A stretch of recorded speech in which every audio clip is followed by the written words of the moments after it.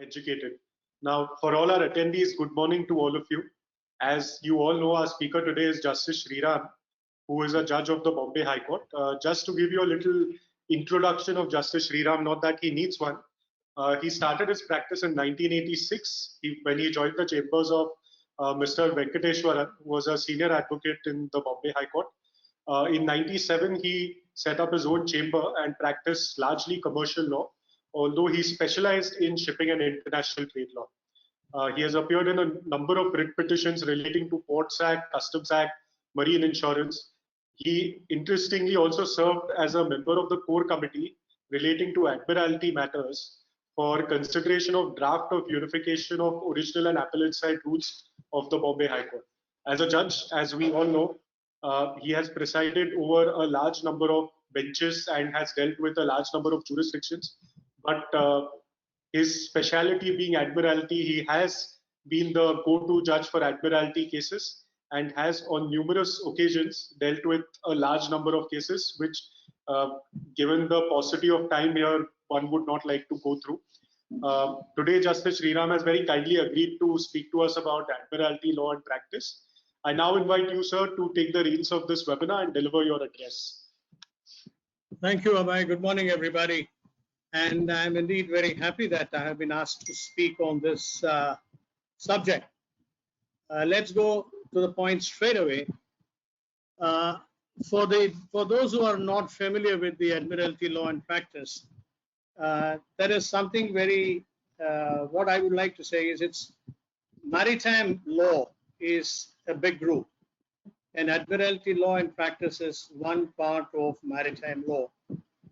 Maritime law would comprise of a subject separately as maritime law, which deals with salvage, wrecks, towage, mortgage of ships registration, etc.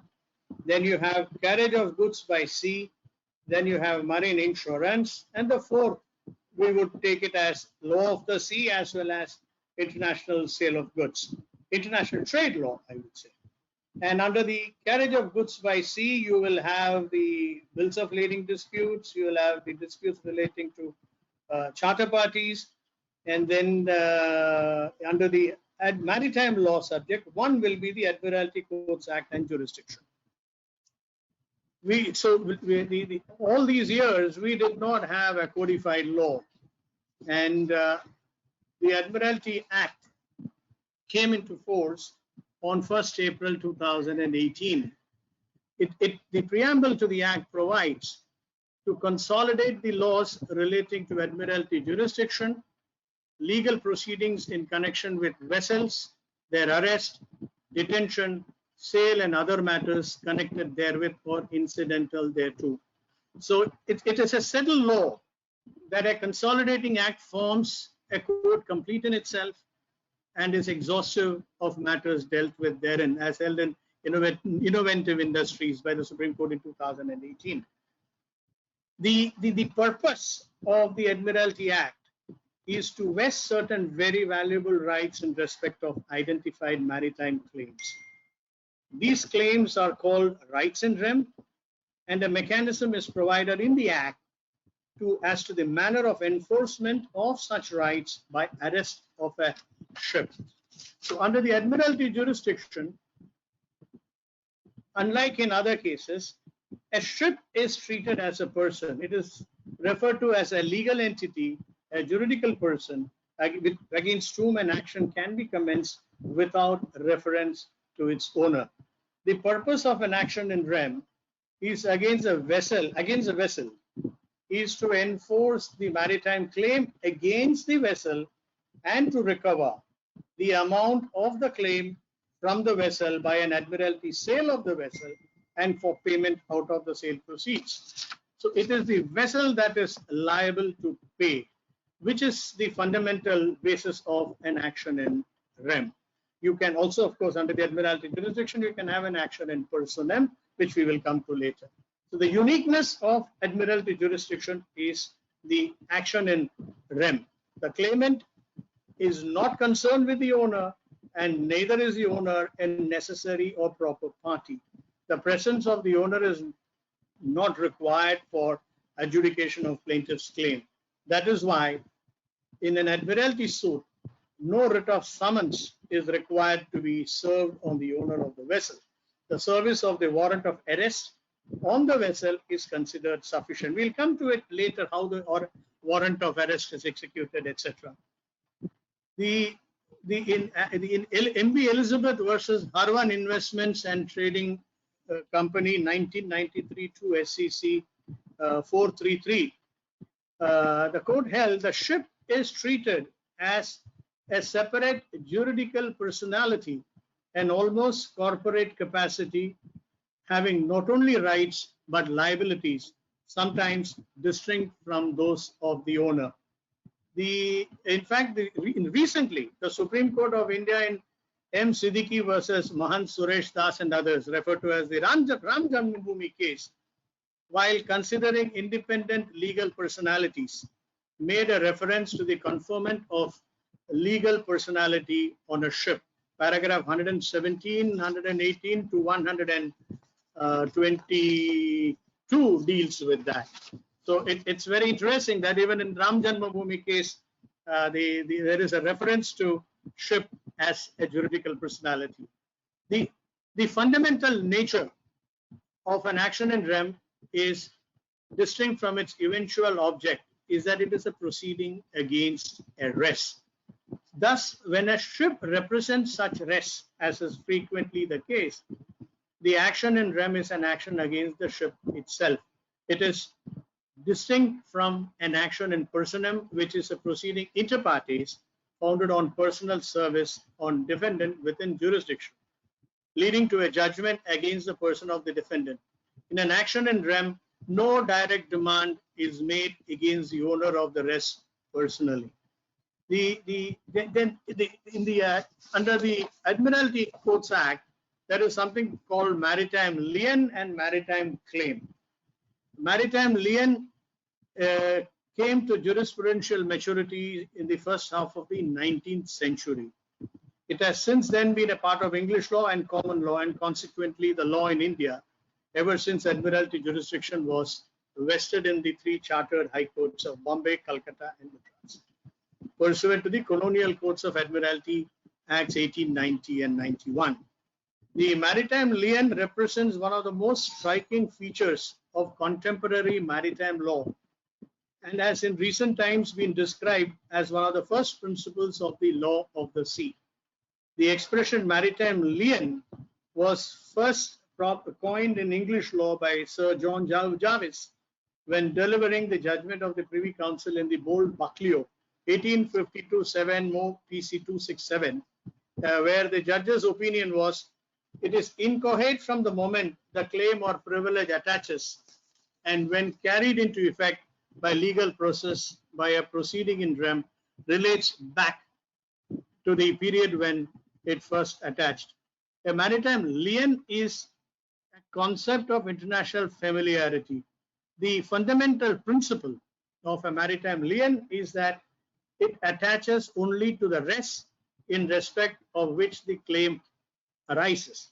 No other property is capable of being charged, not even other property which is in the same ownership of the res in respect of which the claim arises.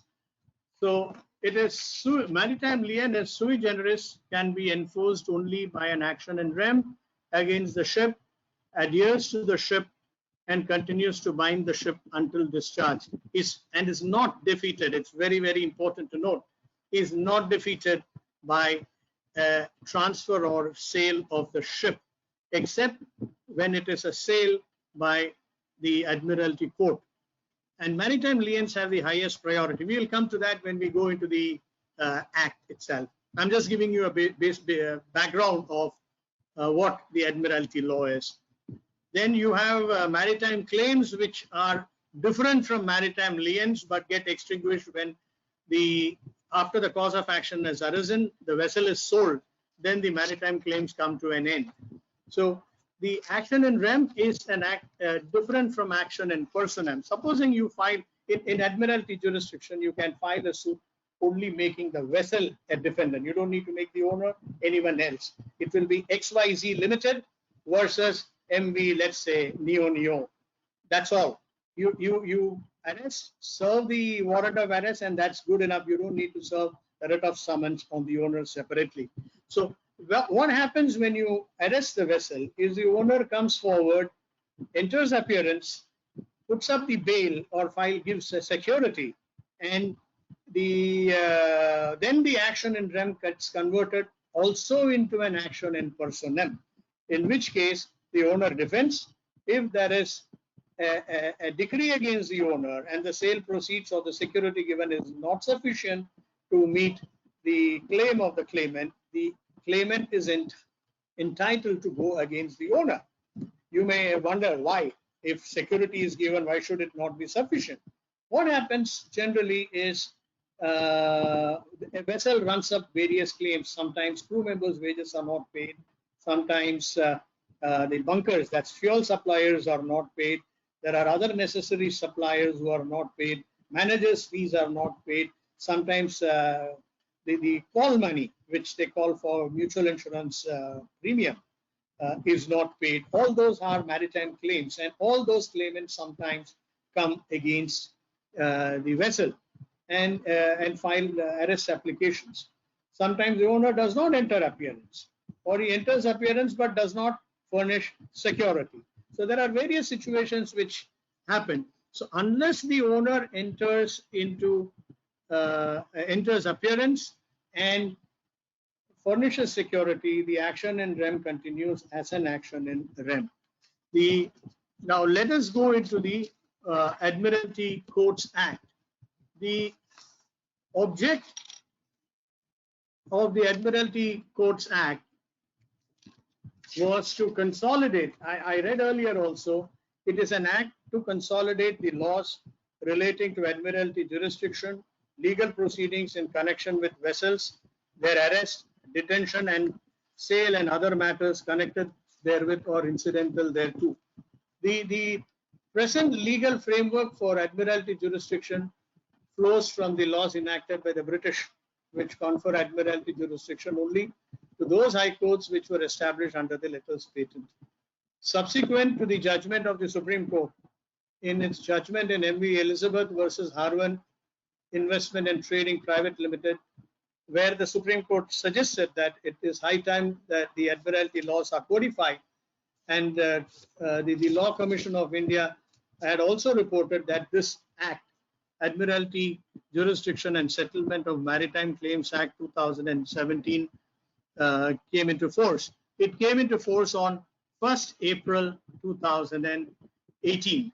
So in this act, what is arrest of a ship? I said earlier that an action in rem can be commenced only making the vessel as a defendant. And what the plaintiff does is move ex parte. You don't need to give notice unless there is a caveat against arrest filed as provided under the High Court rules frame. And you move ex parte for an arrest. Now you satisfy the court that that your claim amounts to a maritime claim. It has not been paid, and your demand has not been satisfied, and you are entitled to an order of arrest. So what is an arrest is defined in section 2 1 subsection C. Is arrest means detention or restriction for removal of a vessel by order of a high court to secure a maritime claim, including seizure of a vessel in execution or satisfaction of a judgment or order. What can be arrested also has to be seen. You can't just go and arrest anything. And there have been cases when cargo has been arrested because it was on board the vessel. I have set aside that order, and I have held that a cargo independently of the vessel cannot be arrested. So the Admiralty Courts Act defines what can be arrested under subsection under section 2(1)L, and it says a vessel includes, because it says arrest or detention means detention or restriction for removal of a vessel, and vessel includes any ship, boat, sailing vessel, or other description of vessel used or constructed for use in navigation by water, whether it is propelled or not, and includes a barge, lighter, or other floating vessel, a hovercraft, an offshore industry mobile unit, a vessel that has sunk or is stranded or abandoned, and the remains of such a vessel. But in the explanation, what they have said is a vessel shall not be deemed to be a vessel for the purpose of this clause when it is broken up to such an extent that it cannot be put into use for navigation as certified by a surveyor. This because what would happen many a times, the ships are sold for scrapping. And you all know Alang in India, near Bhavnagar, is one of the largest ship scrapyard in the world. So when the vessel runs up huge liability, sometimes the owners, probably with the support of the mortgagee bank, sell the vessel for scrapping. And once the vessel beaches and they start cutting the vessel, she does not cannot be put back into navigation. So she cannot probably be arrested, but it all depends how far and what is the condition of the vessel. The Admiralty Act, I'll refer it as Admiralty Act, also shows which courts in India has the Admiralty jurisdiction, and that is found in section 2(1)(e). Because if you recollect, C said arrest means detention by order of a high court. And which high court in relation to an admiralty proceeding under E, 2(1)(e) means any of the High Court of Calcutta, High Court of Bombay, Madras, Karnataka, Gujarat, Odisha, High Court of Kerala, Hyderabad for the state of Telangana and Andhra Pradesh, or any other high court. As of now, there are only 8 high courts which have been notified. How do you effect an arrest? For that, you need to look into the High Court rules. I can talk about the Bombay High Court rules, and we have recently finalized the new rules and have also been introduced. The first, a plaintiff has to, as you all know, in India we have to prepare a plaint. Then before he moves for an arrest, which is always ex parte, he goes and takes search in the office of the Admiralty Registrar, who in Bombay is also the profanotary and senior master, obtains a certificate that there is no caveat against arrest of the ship. And with the plaint, he lodges the certificate, he lodges the judge's order, he lodges also, most importantly, which even the Act mentions, is an undertaking to pay such sum by way of damages as the court would award in case the order of arrest is held to be wrongful. So these are the most important things. And when you move the court checks whether there is a caveat. After being satisfied of a prima facie case made, issues the order of arrest. The court signs the judge's order, and nowadays we also add a side order because of the time taken to get a warrant of arrest issued by the Admiralty Registrar. In olden days, we didn't have to because most of the ships were bulkers, would carry cargo in bulk, and they are normally there at least for a few days. But today with containerization more of the norm, ships come and sail off within a day. So by the time you obtain an order of arrest, get the warrant of arrest issued, go to the sheriff's office to have the warrant served upon the port and as well as the customs, the vessels sail off. So what happens is we normally say, all right, because warrant of arrest is mandatory because that's how the action in rem is really effective. We say, all right, you serve the warrant of arrest within a week, but in the meanwhile, the sheriff will issue a letter about the order being passed, relying on a copy of the order issued by the court, by which the port is instructed not to assign a pilot for outdoor journey, and the customs is also directed not to issue port clearance as required under Section 42 of the Customs Act. Because when you're doing an action in rem like this or an admiralty action, you need to know many other laws as well. This is purely procedural. Otherwise, you need to know even the Customs Act, you need to know the Ports Act, you need to know the Carriage of Goods by Sea Act, you need to know the Bill of Lading Act, you need to be aware of the multimodal transportation of goods, etc., etc. So once the arrest order is effected, how is it served? The warrant of arrest is served on the master of the vessel, and if the master refuses to accept, you will paste it on any part of the superstructure of the vessel. Just diverting a bit, I recollect when I was an understudy in the chambers of Mr. Venkateshwaran, I was sent with the to accompany the deputy bailiff to identify the ship to a place called Navlaki in Gujarat to arrest a ship called MV Neo. I'm talking of 1985. And the vessel was in stream, 2 kilometers into the stream, discharging urea cargo into barges. So we had to take a boat to the ship side and then get onto the barge. And because the weather was not calm and the vessel was rolling a bit, we couldn't go on to the vessel using the monkey ladder or the rope ladder. So we asked the port directed the master of the vessel to send down a sling, huge net sling in which they were discharging bulk urea. And we got onto the sling bag, went on board the ship, and then served the warrant of arrest and came back with sitting on cargo down into the barge. So this was one of those very interesting experience I had at the beginning of, even before I became a lawyer.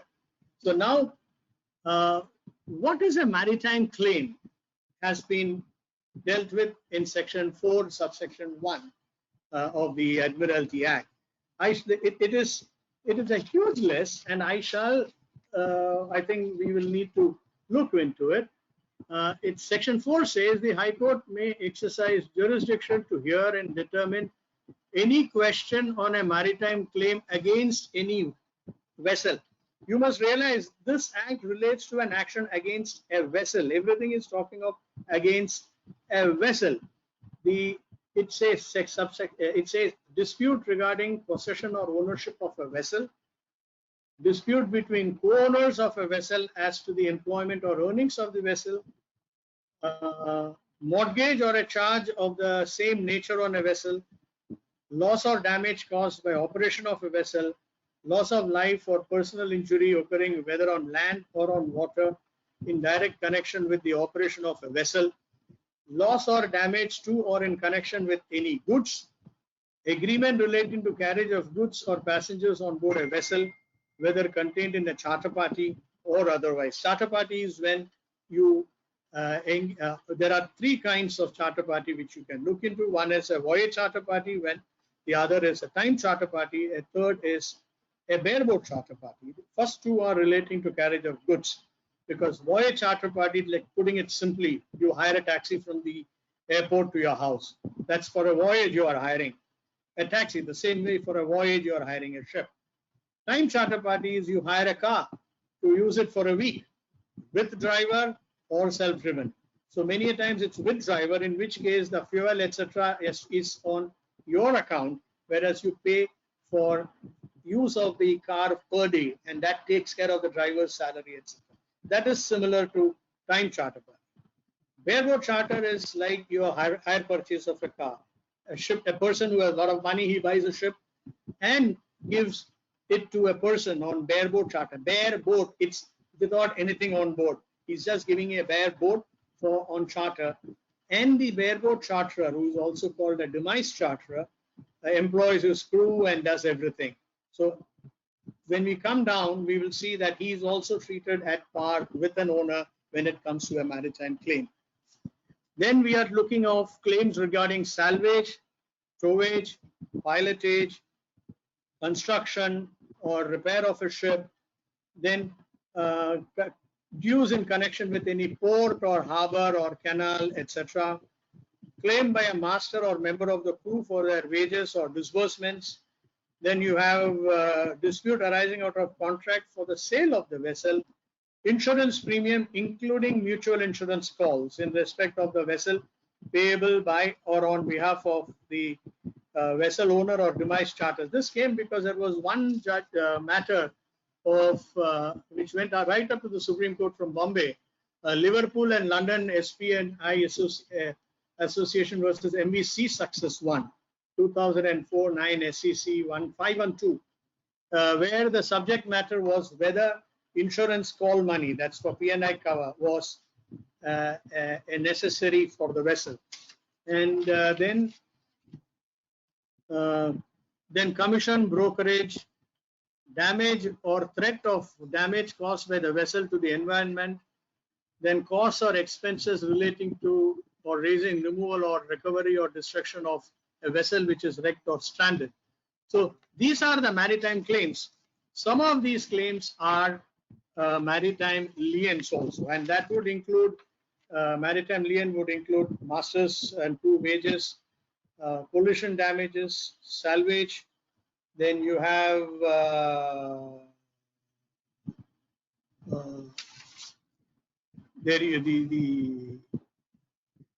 well, I'll come to that. Then comes what are the maritime, the arrests of vessel in rem, section 5. The High Court may order arrest of any vessel within its jurisdiction for the purpose of providing security against a maritime claim, which is the subject of an admiralty proceeding. So what is required earlier, when the 3 chartered high courts had admiralty jurisdiction, they could arrest, they had jurisdiction over the entire territorial waters of India. So Bombay High Court could arrest a ship which is in Calcutta or in Madras or anywhere else. Similarly, Calcutta High Court or the Madras High Court could arrest a ship anywhere. Now, under the new act, the jurisdiction is only restricted to the territorial waters of the High Court.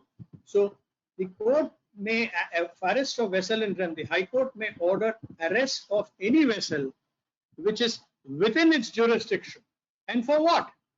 For the purpose of providing security against a maritime claim. Anything else you cannot. Suppose a stationary supplier to XYZ Limited, a company which owns the ship, has a claim against the company. He cannot come against the vessel because what his claim does not fall under the definition of maritime claim. So it's a specialized list of claims which strictly fall under the category of maritime claim. So again, for providing security against a maritime claim, which is the subject of an admiralty proceeding, and where the court, which vessel can be arrested, that also has to be seen. You can't just go and arrest any ship you want, for which the first under subsect 1A, it says the High Court may order the arrest of any vessel where the court has reason to believe that the person who owned the vessel, at the time when the maritime claim arose is liable for the claim and is the owner of the vessel when the arrest is effected. So therefore, if it is a maritime claim, which is distinct from maritime lien, as you would see later, it is for a maritime claim, in order to arrest a ship, that ship must be owned by the person who was liable when the claim arose. Let us assume it's a claim for supply of bunkers. So which is supply, the owner of the vessel is liable to the vessel for the supply and is still the owner of the vessel when the arrest is effected. Because if the vessel is sold in between, then you cannot go against the vessel. Then the next person is, the court has reason to believe that the demise charterer of the vessel at the time when the maritime claim arose is liable for the claim and is the demise charterer or the owner of the vessel when the arrest is effected. Let us say, take a situation where bunker is supplied on the orders of the demise charterer. So it is the demise charterer who is liable. We mentioned earlier about who is a demise charterer. So he is liable to pay for the bunkers. So which vessel can be arrested? The same vessel or any other vessel which is under demise charter or to the same demise charterer, or or which is under his ownership, which can be arrested. Then it also says the claim is against the owner or demise charterer, manager, etc. Subsection 2 of 5 says this is relating to sister vessels. Sister vessels means if the vessel is under the same ownership or with the same demise charterer. The High Court may also order arrest of any other vessel for the purpose of providing security against a maritime claim, while in lieu of the vessel against which a claim arose, but subject to provisions of subsection 1. So you can arrest a sister vessel provided the person who is the owner of that sister vessel was the owner when the claim arose, and that vessel continues to be in his ownership, the sister vessel. Then you have action in personam. You don't need to in every case. It depends on how you will advise your client. The High Court may exercise Admiralty jurisdiction by an action in personam also. You can join the owner of the vessel as a party defendant. But there are various other points which you need to be concerned with. But let us assume a situation where the owner goes bankrupt. It's an Indian owner, and the Indian owner under the IBC, whether the moratorium will come into effect, whether the moratorium will stop the suit against the owner, etc., will be the points which you have to keep in mind. So therefore, you may, if required, be advised, unless it is really necessary, try to keep your action only in rem against the vessel. Then something very interesting, which you won't find anywhere, even under the IBC, is if the vessel is sold by the Admiralty Court, even before the law came into effect, the Admiralty came into effect, the vessel is sold free from encumbrances. So then Section 8 clarifies that. It says, on the sale of a vessel under this Act by the High Court, in exercise of its Admiralty jurisdiction, the vessel shall vest in the purchaser, free from all encumbrances, liens, attachments, registered mortgages, and charges of the same nature on the vessel. So no other law, even under the IBC, when you sell, I don't think, in my view, it gives such a sale. So the best way to sell a ship is by the Admiralty Court, because when you're selling it free from encumbrances, you get more persons interested in buying because they don't have the headache to worry about the past claims. Plus, it will also fetch a better price. So thereafter, what comes is the Act talks about inter se priority. The every maritime lien. See, there are two categories which I said: maritime lien and maritime claims. All maritime liens are maritime claims, but all maritime claims are not maritime liens. But where every maritime lien shall have the order of inter se priority. That's what Section 9 says. It says claim for wages, then and other sums, claims in respect of loss of life or personal injury occurring whether on land or on water in direct connection with the operation of the vessel, then claim for reward for salvage services, including special compensation relating thereto. Salvage, for those who are not very familiar with the Admiralty or maritime law, is suppose a ship is in distress in the sea, or let us even say that she is anchored or near the port, and she drags her anchor, and it's going to be a navigational hazard. It will cause a disaster. If she flounders, she runs aground, it may even cause environmental damage. So if it is possible, you may wait for getting a professional salver. There have been cases where passing vessels have rendered salvage services, and such salvers, to encourage the from time immemorial, if it is possible, they enter into a Lloyd's open form which talks of arbitration in London, or they will just, without entering into an agreement, they render salvage services, and they are expected and entitled to substantial salvage reward. So they rank very high in priority because they are saving the asset not only for the owners but for also the banks, etc. Then come claims for port, canal, and other port charges. Then says claims based on tort arising out of loss or damage caused by the operation. So these are the 5 maritime liens which we have to look into. But the Admiralty Act has made one clarification now, has put in an outer limit. It says under subsection 2 of section 9, it says maritime lien specified in subsection 1 shall continue to exist on the vessel, notwithstanding any change of ownership of registration or flag, which means even if the owner, let us say the owner has not paid port charges which is a maritime lien, and the vessel is sold, or crew wages have not been paid and crew have signed off, and then they lodge a claim. He says, oh, I've sold the vessel. But that being a maritime lien, even in the hands of the new owner, who might be an innocent purchaser unaware of these crew members' claims, probably in the sale purchase agreement, the owner would have also given an indemnity and a declaration that there are no other claims. They can still go and arrest the vessel. They can go against the vessel. Therefore, I said in the beginning, ownership is not really relevant for a maritime lien. It can go against, the claim can be made against the vessel in the hands of even an innocent purchaser. But under subsection 2 of section 9, they have put a cap.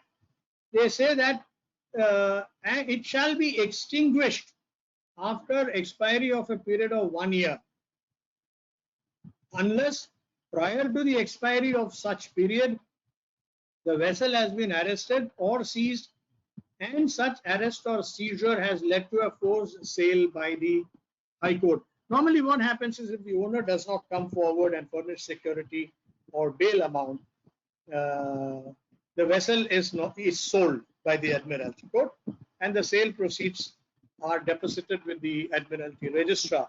So any other claimant who has a claim against the vessel can go against the sale proceeds of the vessel.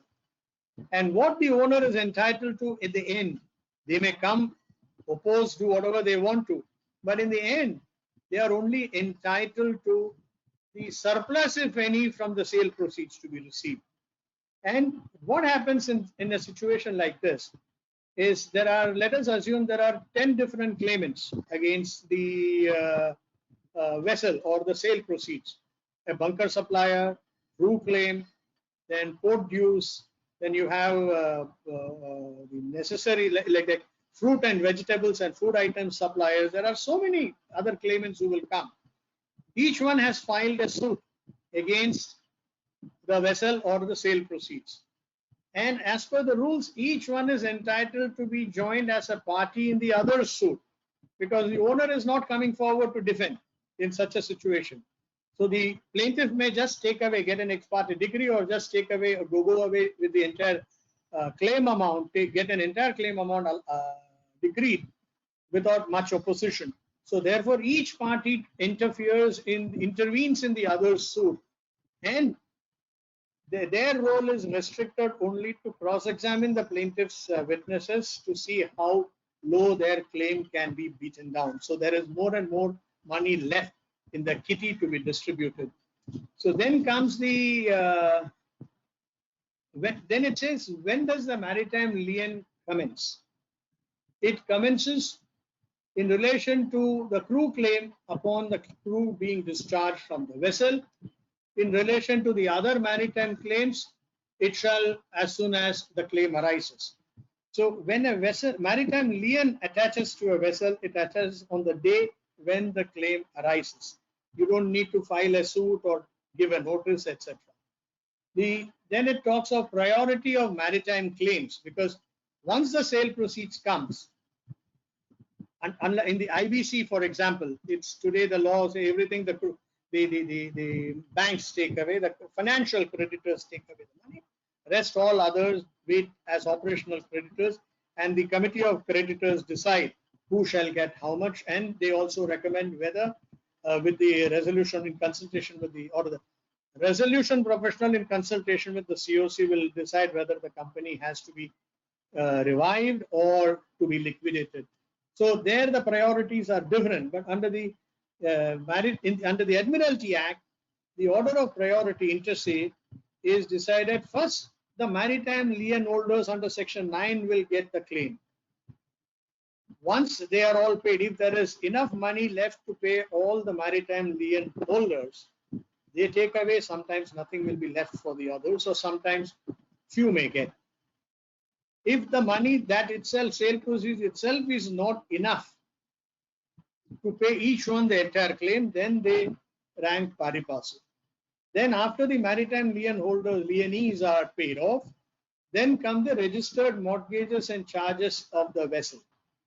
So the registered mortgagee, the banks, come after the maritime lien holders, which is different from the provision under the Insolvency and Bankruptcy Code. Then come all other claimants. All other claimants are unsecured claimants, but under the Admiralty jurisdiction, what happens is, the moment he files a suit and obtains an order of arrest, even a maritime claim holder who is different from a lien holder gets a charge on the vessel to the extent of the value of the vessel. But whether he gets the money depends on the inter se priority provided under Section 10. So this is the peculiarity of the Admiralty Act. Then it also talks of under Section 11. What I mentioned under the rules earlier, if you will recall, is when you move for an order of arrest, you need to give an undertaking that any claim, if the order of arrest is held to be wrongful, then you will pay such amount as damages to the owner or the person affected by the order of arrest passed by the court, as ordered by the court. But 11 also provides for that, Section 11, and it also says, see, what many times what happens is the arrest order is taken for a much larger amount, excessive. So that also has to be stopped. So it says the undertaking will be for including but not restricted to the following, namely the arrest having been wrongful or unjustified, or excessive security having been demanded and provided. Courts have held repeatedly that it should be discouraged. Anyone demanding excessive security should be hammered, because that unnecessarily prevents the owner also from coming forward to furnish security, because he may not have the money, he may not have the P&I cover, and the crew members are stranded, their wages are not paid. So therefore, courts also take a very strong view against a plaintiff who demands excessive security. And then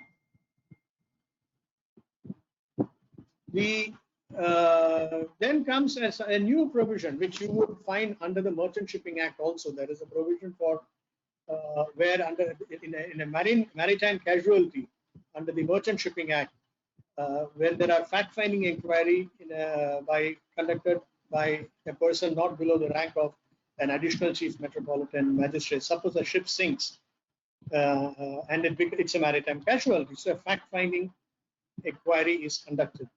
Under the Mercantile Marine Department works as a prosecutor there, and at that time the magistrate or the additional chief metropolitan magistrate here can use the assistance of up to 3 assessors. One could be a master mariner, one could be a naval architect, and the other could be a marine engineer, because a lot of technical terms will be required to be looked into while holding a marine casualty, a maritime inquiry.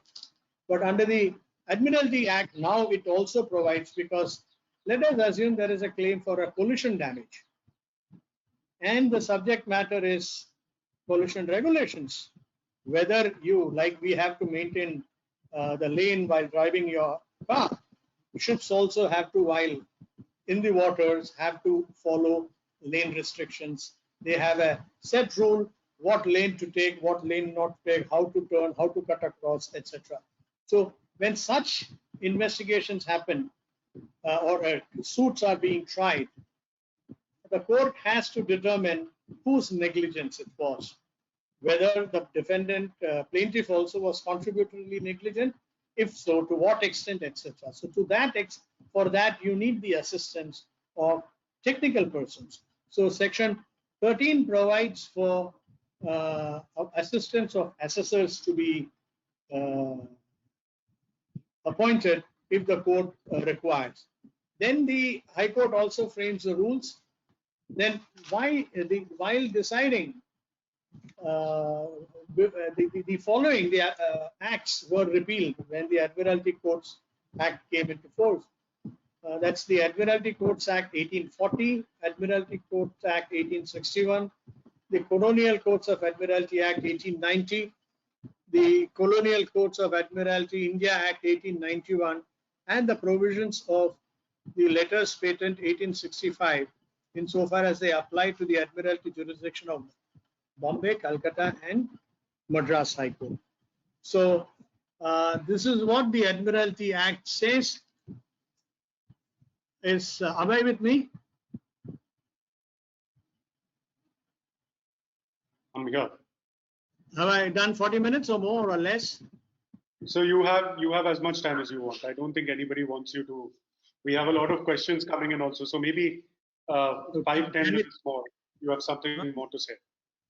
Okay, no, there are certain issues which will come up. You know, when I mentioned in the passing about the IBC, etc. There are issues whether what happens if an owner is in liquid, there is a petition filed against the owner in the national NCLT.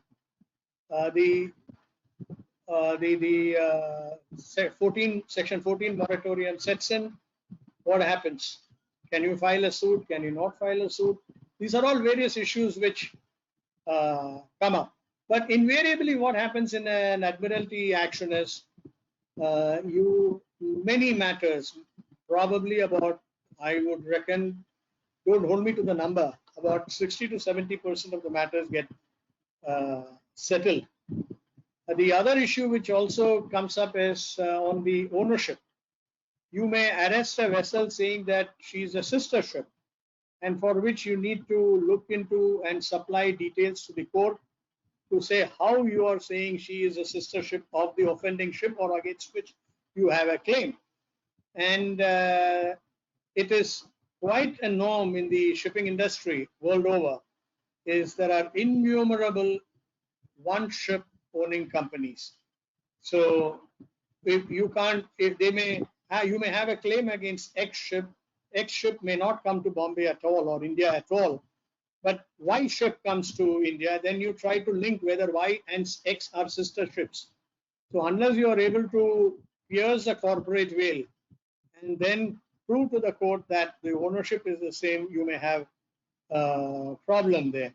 I forgot to mention, for those who have logged in and for the others who may be seeing the YouTube later, before the act came into, these are the five judgments which I would say you need to read to understand in detail the background of the Admiralty law and jurisdiction.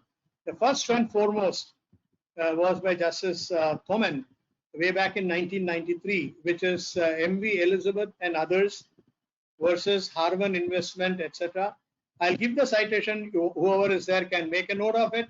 1993 supplement into bracket 2 SEC 433. Then you have the next one is a recent one, which of Justice Harman is in 2018.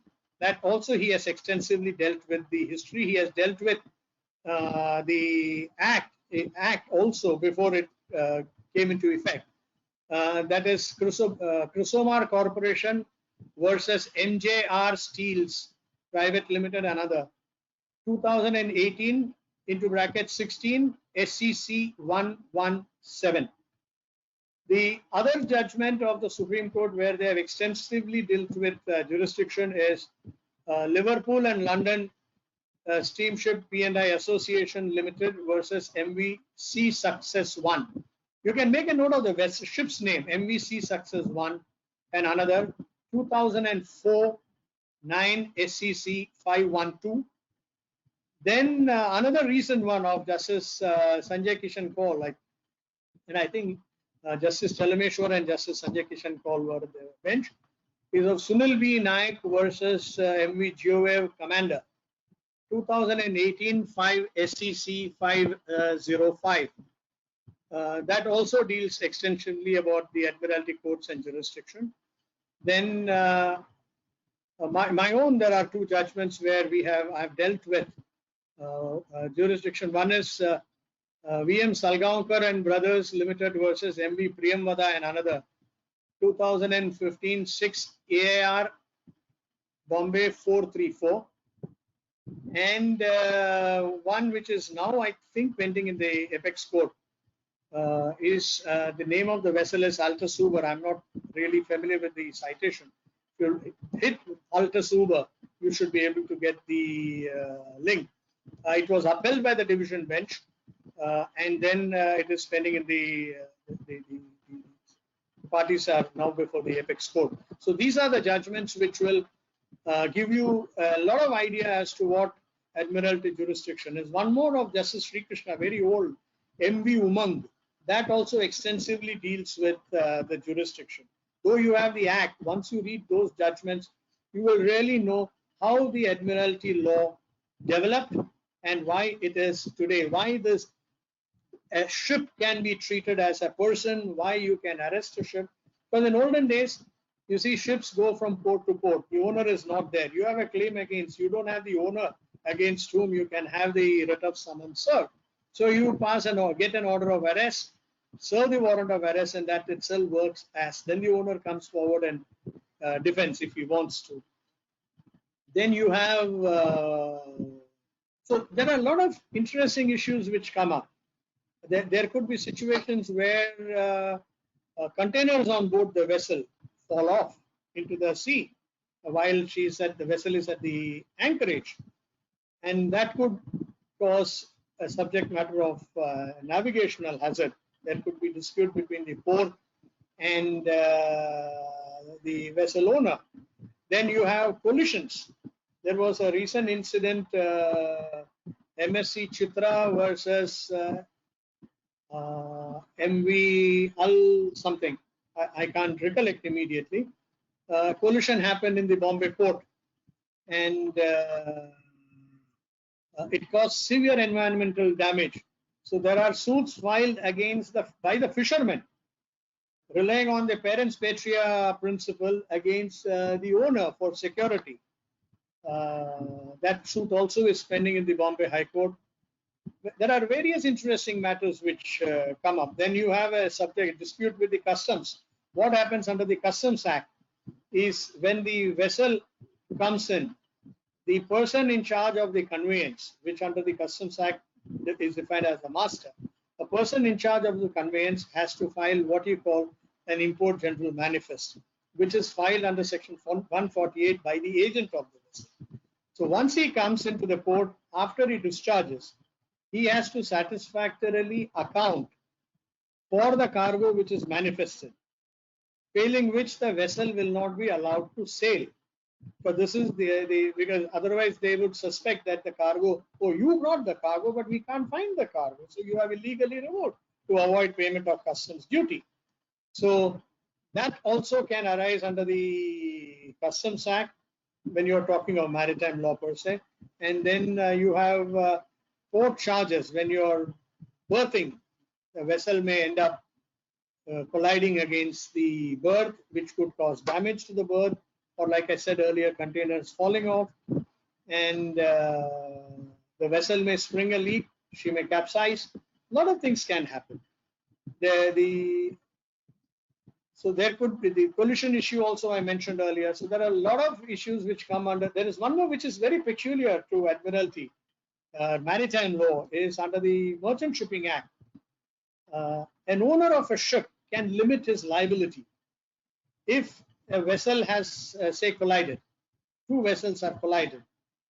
Vessel A feels that, well, I may be tomorrow saddled with millions and millions of dollars of claim. So based on the tonnage of the vessel, he can go to an appropriate forum and set up what you call a limitation fund based on the tonnage, and I think it is under the Merchant Shipping Act 666.67 SDR, special drawing rights. And he will multiply that, and that's the money available with the court. Any claimant wants, you go ahead. It is despite, notwithstanding, you may tomorrow come and say that, oh, he was liable or whatever, because to set up a limitation fund, the onus is on the other side. Earlier, under the 1952 convention, it was on the actual fault or privity test. The owner had to satisfy there was no actual fault or privity on his part for the incident, and therefore he is entitled to set up the limitation fund. Under the 1976 convention, it changed, where the fund was increased, but the onus was shifted to the other side to prove that there was willful negligence on the part or misconduct on the part of the owner. So these are various points which are unfamiliar to the non-admiralty or jurisdiction. I think that's what I can think of for the moment. Thank you very much, everybody. Any questions? You're most welcome. Yes, sir. There are a few questions which have come in. Was I audible? Yes, sir. It was loud and clear. We could see you as well.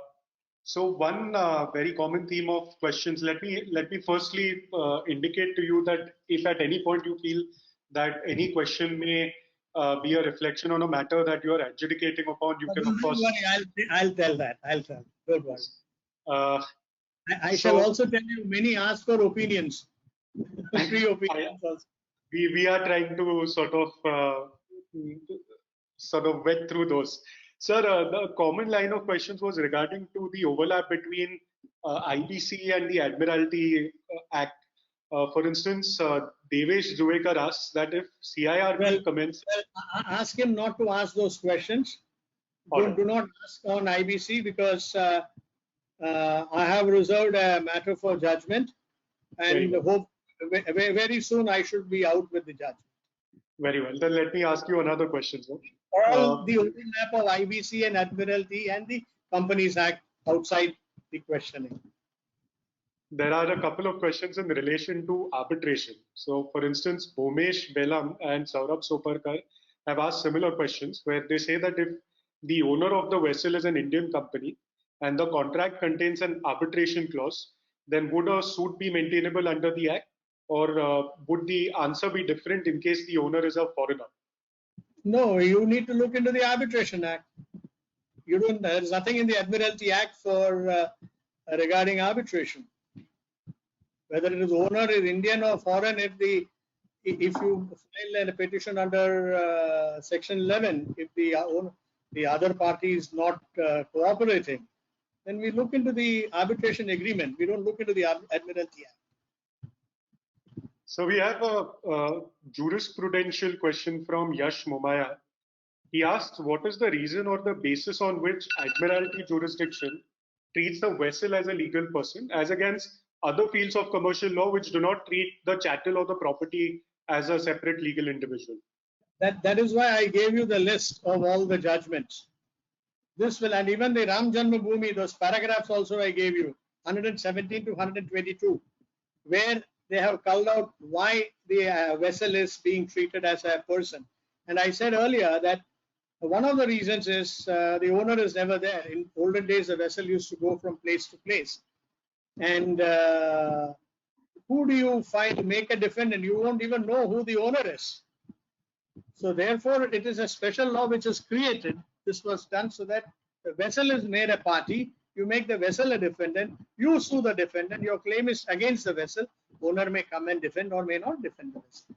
And if he doesn't come forward, you ask, if he doesn't furnish security, you ask the court to sell the vessel, and the vessel is sold. Even then, before the act came into force, the vessel is sold free from encumbrances. And the sale proceeds are available to be distributed to the maritime claimants. Right. And let me ask you one last question, sir. This again has come from who I believe are law students. They ask, what advice would you give a law student who wishes to specialize in a niche area such as maritime law? And how did you decide to specialize in maritime law? That's a personal question. Should I discuss personal questions here now? Well, the maritime law is a very interesting subject.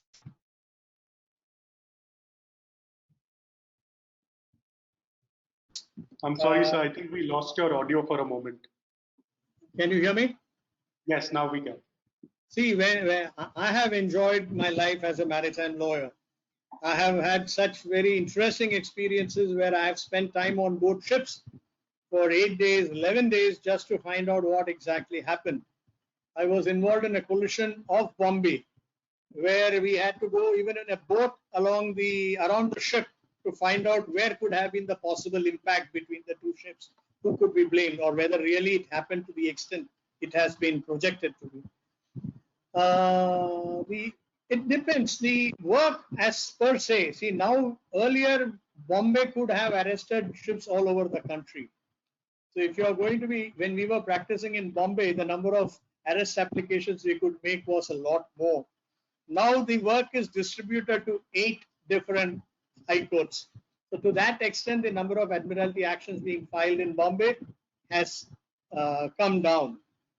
But it all depends on the chamber to chamber and how much you want to. And like any other profession or any other field, the gestation period is pretty high in this. I'll also tell a very interesting matter in which I was involved. It's one of those ship piracy matters. A vessel called Alondra Rainbow. I was assisting the special prosecutor, and where 14 pirates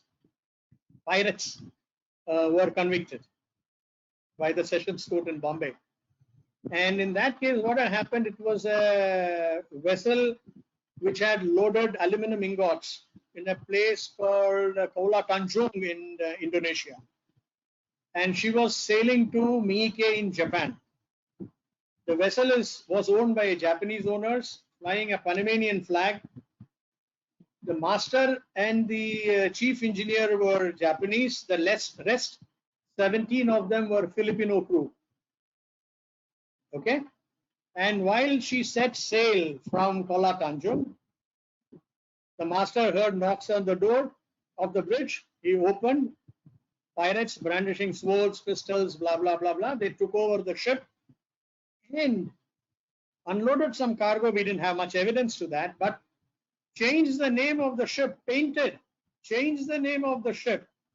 And by then in Kuala Lumpur, there is what under the IMB, International Maritime Bureau, there is a center called Piracy Reporting Center, PRC. And they sent word world over and giving the description of the ship. So when she was going off the port of Cochin, Indian waters, we got message.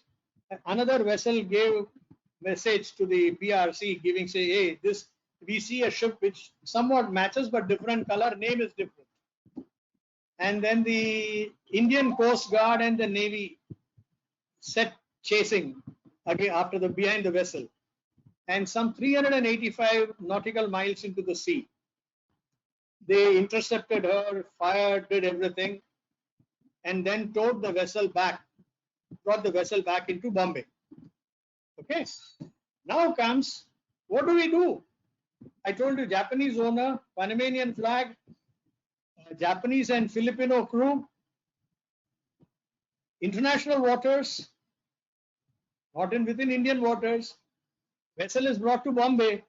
How will we exercise jurisdiction even if we want to? So we are signatories to the UNCLOS, United Nations Safety of Life at Sea Convention. But then my senior was approached and I was put on the job for that. And we found out, what do you call it, Admiralty Colonial Offences Act 1841, which had not been repealed, and which had one section which says if a felon is caught in the international waters and brought into the colony, the courts of the colony will decide, will in its jurisdiction decide as if the offense was committed within the colony. So we applied that and then got the pirates prosecuted. And how did we know the vessel was the same vessel? Is when the Panchnama was done, the master was taken, and you know, when a ship is built, the name of the ship is etched on the bow. Right. So they burnt the paint over it and the original name came out. And the master, who was the key witness, he was got from Japan, and he said in his cabin there is a wash basin. This is not Admiralty purely, it's Evidence Act, which you need to keep in mind. He says, how do you prove a case? He said his wash basin had a crack and he had put M-seal on it. So when we went on board the vessel, even that was found, and that is how we identified that this is the ship which has been taken over by the pirates. If I go into the story as to what really happened, it was very sad. It was very sad. Finally, they were convicted, sent to 7 years RI. And by the time their appeal came up for hearing, they had completed 6.5 years. Out of 15 pirates, 1 died in custody of, if I recollect correctly, I'm not sure, of HIV, but all others were convicted. Straight out of Hollywood. There are such interesting matters for the youngsters, law students. We hear, but they are far and few. So you need to take a call, consult your parents, consult the senior with whom you are attached, and then take a call as to what feel, whether I would always tell all the juniors, I mean, because I'm getting a chance, please try to do criminal law practice in the beginning. It helps you think on your feet. It's the best thing that you can do. 2-3 years, do 1 or 2 trials, then do whatever you want. It makes a huge difference for all the children. That's my personal view. Right. Thank you so much, sir. Thank you for coming onto our platform and delivering this lecture. It's you've given us a list of the judgments that we should go through to understand maritime law and admiralty law. We'll put it up on our social media so that everybody who attended this lecture and couldn't note it down will have access to those. Let me take this opportunity to not only thank you, but also thank your son-in-law for the service that he's doing to the society. Doctors are really in the first line of fire these days, and I think we owe a gratitude to all of them. With this, I just want to declare this webinar to be over, but before everybody leaves, I'd just like to tell you that this video will be uploaded on our social media pages. It will be uploaded on our YouTube channel, and the link will be shared on our social media pages. We will do that by the end of today. In case you go on to YouTube, please search for Debrief Conversations. That's plural, conversations. And you will find all our previous webinars and the videos. And on Twitter and Instagram, we are at Debrief Legal. So please follow us there to keep yourself up to date about our future events. Thank you very much. I hope everybody remains safe in these difficult times. Thank you.